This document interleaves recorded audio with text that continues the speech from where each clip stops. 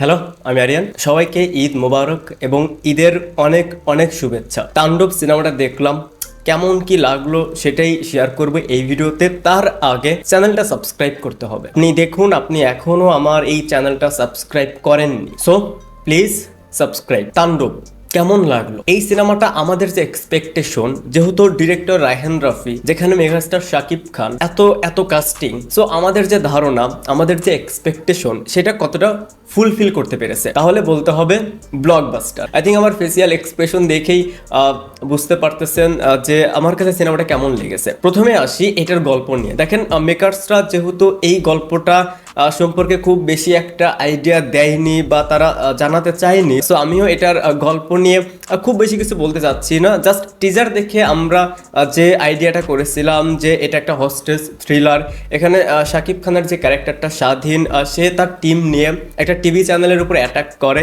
সেটাকে জিম্মি করে। পরবর্তীতে কি হয়, সে কেন করে, এটার পিছনে আসলে মোটিভটা কি, এর থেকে বেশি জানতে হলে আপনাকে দেখে নিতে হবে তাণ্ডব। এই সিনেমার পজিটিভ দিক দেখেন, প্রথমত এটার গল্পটা আমার কাছে বেশ ভালো লেগেছে। এখানে রায়হান রাফি খুব চালাকি করে গল্পটা বলেছে। গল্পটা যেভাবে শুরু হয়, আমরা যেরকম হস্টেজ থ্রিলার সিনেমাগুলো দেখে অভ্যস্ত, সেরকম ভাবি। আই মিন, গল্পটা শুরুই হচ্ছে সেইভাবে। বাট মজাদার ব্যাপার হচ্ছে, এই সিনেমাটা ফার্স্ট টু লাস্ট অবধি, জাস্ট লাস্টের 15 থেকে 20 মিনিটের আগ পর্যন্ত আপনার যে ধারণা এই সিনেমাটাকে কেন্দ্র করে, যে একটা হস্টেজ থ্রিলার দেখলাম, বেশ ভালো লাগলো, বাট পরবর্তীতে আপনি যে ধাক্কাটা খাবেন বা যে টুইস্টটা পাবেন, সেটা থেকে গল্পটাই চেঞ্জ। আমি যেটা একটু আগেই বললাম, রায়হান রাফি এখানে একটু চালাকি করে গল্পটা বলেছে, সো এই ব্যাপারটা আমার কাছে ভালো লেগেছে। দ্বিতীয়ত, এই সিনেমার যেটা ভালো লেগেছে সেটা হচ্ছে অ্যাকশন। বাংলা সিনেমায় এখন পর্যন্ত বেস্ট অ্যাকশন আপনি তাণ্ডবে দেখতে পারবেন। কোন প্লেসে, কোন জায়গাতে তারা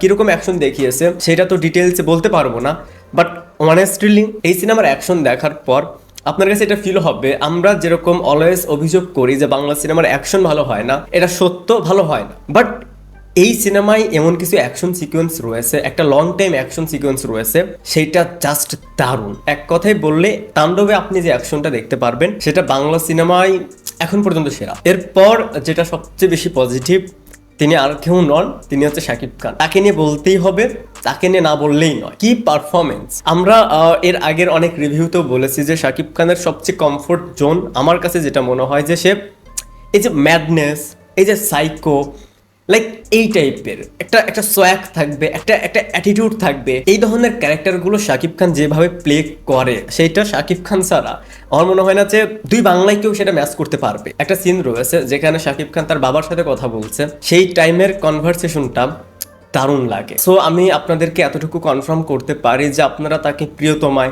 আপনারা তাকে দরদ, রাজকুমার, তুফান, বরবাদে যেরকম দেখেছেন, সেটা থেকে একদমই ডিফারেন্ট ভাবে আবার তাকে দেখতে পারবেন এই তাণ্ডবে। এরপর পজিটিভ, এটার ব্যাকগ্রাউন্ড মিউজিক, যতগুলো অ্যাকশন সিকোয়েন্স রয়েছে সেখানে কিন্তু গান ইউজ করা হয়েছে। আই মিন, তাণ্ডবের টাইটেল ট্র্যাক, সেটা কিন্তু ব্যাপক লাগে। ভাবতেই ভালো লাগে যে বাংলা সিনেমায় এখন অ্যাকশনে উন্নতি করেছে। এই যে ব্যাকগ্রাউন্ড মিউজিক নিয়ে আমাদের একটা অভিযোগ থাকতো যে একটা সিনেমার একদম একটা নর্মাল সিন, সেটাতেও গুজবাম ধরিয়ে দিতে পারে শুধুমাত্র সেটার ব্যাকগ্রাউন্ড মিউজিক। সো এখানেও সেটার কাজ দারুণ ছিল।